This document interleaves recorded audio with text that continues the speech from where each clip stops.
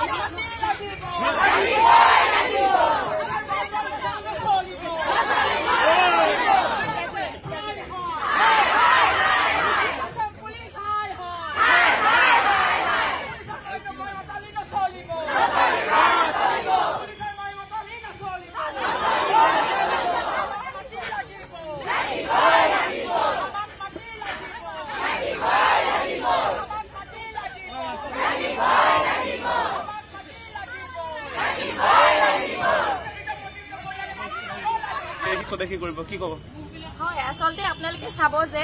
আজি 3 বছৰ ধৰি পেলাই আমি আন্দোলন কৰিলো কিন্তু আন্দোলন আমি গণতান্ত্ৰিকভাৱে আন্দোলন কৰিলো কিন্তু তথাপিও আজি আমাৰ যি এজন মুখ্যমন্ত্ৰী হিমন্ত বিশ্ব শৰ্মা তেখেতৰ মূৰত নুখুমালে কথাষাৰ সেইকাৰণে আজি আমি এডাল মম জ্বলাই পেলাই তেখেতক বুজাব বিচাৰিছো যে এই মমডালত যে জ্বলি আছে এই জুইকুৰা এইটো একোজন মানুহৰ মনত জ্বলি থকা জুইকুৰা এই জুইকুৰা কিন্তু কেতিয়াও শান্ত নহয় আৰু তেখেতক বাৰে বাৰে এটা কথা সকিয়াই দিব বিচাৰিছো যে আপুনি যে এই বাংলাদেশৰ যে এজেন্ট হিচাপে কাম কৰি আছে তেখেতক মই ক'ব বিচাৰিছো যে তেখেত হৈছে এজন বাংলাদেশৰ এজেন্ট কাৰণ অসমত আৰু একো সমস্যা নথকা বুলি ভাবিছে সেইকাৰণে তেখেতে অকল বাংলাদেশৰ কথাই কৈ আছে বাংলাদেশৰ কথাই চিন্তা কৰি পেলাই তেখেতে বাংলাদেশৰ এজেন্ট হিচাপে কাম কৰি আছে সেইকাৰণে আজি বাংলাদেশ আফগানিস্তান আৰু পাকিস্তানৰ পৰা তেখেতে বিদেশী ইয়াতে অসমত সংস্থাপন দিব পাৰিছে তেখেতৰ ইমানে সম্পত্তি হৈছে তেখেতৰ ইমানে টকা হৈছে ঋণ লৈ পেলাই সেই টকাৰে আজি বাংলাদেশী বিদেশী হিন্দু বাংলাদেশী মুছলমান বাংলাদেশী যি তেখেতে সন্দেহযুক্ত লোক বুলি কৈ থাকে সেইবোৰক অসমতে সংস্থাপন দি আছে কিন্তু অসমৰ লোকসকলক আজি গোটেই অসমবাসীক দেখুৱাইছে যে এইবোৰ হৈছে বেদখলকাৰী কিন্তু তেখেতক বাৰে বাৰে এষাৰ কথা কোৱাও মুখ্যমন্ত্ৰী হিমন্ত বিশ্ব শৰ্মা আপোনাক কৈ দিব বিচাৰিছে 2026 নিৰ্বাচনৰ আগত যদি আপুনি যদি আমাক সংস্থাপন আৰু কি এই যিটো আপুনি 5 লাখ 10 লাখ দিছে ন আমাৰ বানপানী হোৱা নাইতো আপুনি আমাক যে বানপানী সাহায্য দিছে আমাক বানপানী সাহায্য নালাগে আমাক উচিতমূলক ক্ষতিপূৰণ আৰু মাটিৰ বিনিময়ত আমাক মাটি আপোনাক লাগিবই বুলি কৈ দিছো নহলে কিন্তু যদি 2026 আগত যদি আপুনি আমাক মাটি দিব নোৱাৰে অন্যথা এই জুই নহয় আৰু বেলেগ ধৰণৰ জুই জ্বলাব কিন্তু আমি সাজু মুখ্যমন্ত্ৰীলে আমাৰ প্ৰশ্নটো হৈছে যে আপুনি এইটো সময়ত আমি যেটো সময়ত আসলতে খিলাকুৰ খিলঞ্জীয়া লোকসকলে মাটিৰ অধিকাৰ বিচাৰি প্ৰতিবাদ কৰি আছো এই সময়ছোৱাত আপুনি যিবিলাক মানুহৰ ইতিমধ্যে আসলে বিদেশী ন্যায়াধিকৰণত গোচৰ চলি আছে ৬৯,৫০০ যি বিদেশী হবলৈ গৈ আছিলে সেই লোকসকলক আপুনি অসমত সংস্থাপন কৰিবৰ কাৰণে অসমত নাগৰিকত্ব প্ৰদান কৰিবৰ কাৰণে ব্যৱস্থাপনা কৰিছে আজি অসমৰ খিলঞ্জীয়া পৰিয়ালে আজি শিলহাকুৰ খিলঞ্জীয়া পৰিয়ালক একথা মাটি দিবৰ কাৰণে আপোনাৰ হাতত মাটি নাই আৰু এই সময়ছোৱাত আপুনি ৬৯,৫০০ জন বিদেশী আসলে স্বদেশী কৰি অসমত সংস্থাপন কৰিব খুজিছে কিন্তু কোনো কাৰণতে শিলহাকুৰ খিলঞ্জীয়া ৰাইজে মানি ল'ব নোৱাৰে আমাৰ স্পষ্ট কথা আপুনি বিদেশী খেদিম বুলি এতিয়া মানে নাটক কৰি আছে সেইকাৰণে আপুনি সেই নাটক যে হয় সেই কথাটো আজি প্ৰমাণ হ'ল আজি আপোনালোকে নিশ্চয় দেখিছে যে বিদেশী ন্যায়াধিকৰণত যি আপোনাৰ ৬৯,৫০০ জনৰ বিৰুদ্ধে আসলতে গোচৰ চলি আছিলে সেই গোচৰবিলাক প্ৰত্যাখ্যান কৰিবলৈ সেই গোচৰবিলাক নাইকিয়া কৰিবৰ কাৰণে আৰক্ষী অধীক্ষক ডিসি তেওঁলোকলে নিৰ্দেশনা প্ৰদান কৰিছে তাৰ মানে আপুনি বিদেশীক স্বদেশী কৰিব খুজিছে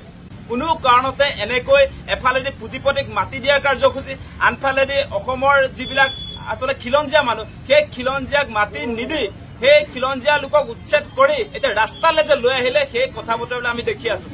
আপোনাৰ সেই মিয়াখেদা আন্দোলন যে ভুৱা সেই কথাটো আজি স্পষ্ট হ'ল এফালে আপুনি মিয়াখেদা আন্দোলন বুলি 10 কিলোমিটাৰ দূৰলৈ উচ্ছেদ কৰি আপোনাৰ খেদিছো বুলি খেদিছে এজনকো বাংলাদেশলৈ খেদিব পৰা নাই তাৰ সুযোগতে এতিয়া আপুনি ধৰ্মৰ ভিত্তিত হিন্দু খ্ৰীষ্টান জৈন পাৰ্চী বৌদ্ধ সেই লোকসকলক নাগৰিকত্ব সংশোধনী আইনৰ জৰিয়তে কাৰ জৰিয়তে অসমত সংস্থাপন দিব খুজিছে এতিয়া একেলগে আপোনাৰ ৬৯,৫০০ জনক দিব আৰু কেইদিনমানৰ পাছত লাখ লাখ বিদেশীক আসলতে অসমত সংস্থাপন কৰিব এই নীতি আমি কেতিয়াও মানি নলওঁ আপোনালোকৰ এই বিদেশী খেদা পাৰ্টিটোৰ আচল স্বৰূপটো এতিয়া ওলাই গৈছে আপোনালোকৰ আচল স্বৰূপটো ওলাই গৈছে আপোনালোকে যে সঁচা সঁচাকে খিলঞ্জীয়াৰ স্বাৰ্থত যে কাম নকৰে সেই কথা বতৰাবিলাক আজি প্ৰমাণ হৈ গৈছে আপোনালোকে এনে সংবাদ মাধ্যমৰ আগত পাব্লিচিটি ষ্টান্টৰ কাৰণে বিদেশীৰ বিৰুদ্ধে কিবা সিদ্ধান্ত গ্ৰহণ কৰাৰ কথা হয়